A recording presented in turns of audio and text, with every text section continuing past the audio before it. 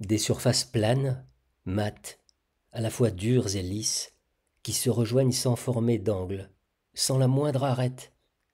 Les couloirs se ramifient, se rejoignent, se croisent, bifurquent ou convergent. Ils mènent tous au but.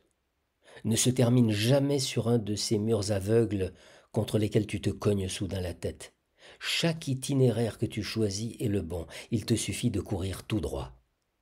Devant toi, la surface grise reflète la lumière venue d'en haut sans blesser tes pupilles par un éclat trop brutal.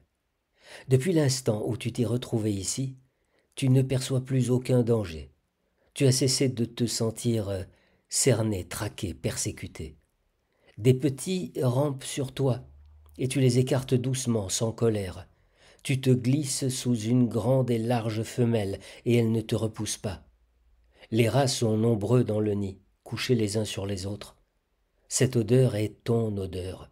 Cette famille, cette grande famille de rats, c'est ta famille enfin retrouvée. Comment suis-je arrivé là, tout d'un coup, au moment où tu t'y attendais le moins?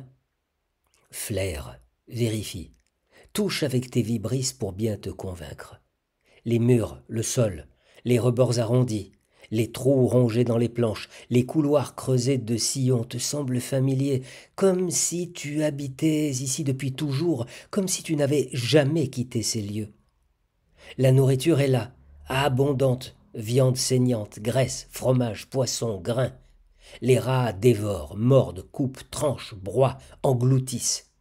Il n'y a pas de piège ni de poison, aucun danger, pas de chat ni d'homme, pas de chien, pas de serpent.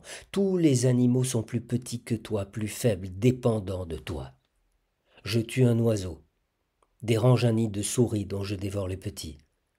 Je suis un rat fort et agile, extraordinairement rapide et adroit. Entre sommeil et veille, entre veille et sommeil, à quel endroit, où? Les rats dévorent un homme mort. Ils sont installés autour de lui, sur lui. Ils détachent la chair des os, mangent d'abord la graisse tendre, le tissu conjonctif, étirent les veines, les muscles, les pelotes de nerfs. À présent, ils ont pénétré à l'intérieur du corps. Découpant la peau en plusieurs endroits, ils ont rongé, creusé pour s'introduire de force dans les chairs. Ils rampent, glissent. On dirait que l'homme reprend vie. Nous sommes en lui, dans ses entrailles. Sa peau remue, nous y creusons des tunnels, tranchons à coups de dents les tissus et les membranes, les os et les cartilages. À travers la bouche grande ouverte, où il n'y a plus de langue, je me ferai un chemin vers l'intérieur de la tête, vers le cerveau. Soudain, tout s'interrompt. Je suis là où j'étais tout à l'heure, de retour dans cette cave, sous la voûte bruyante qui vibre. J'entends tout près des chats miauler, des chiens aboyer, des hommes qui marmonnent, des machines qui hurlent et grondent. J'attends que les rues soient désertes pour continuer mon voyage.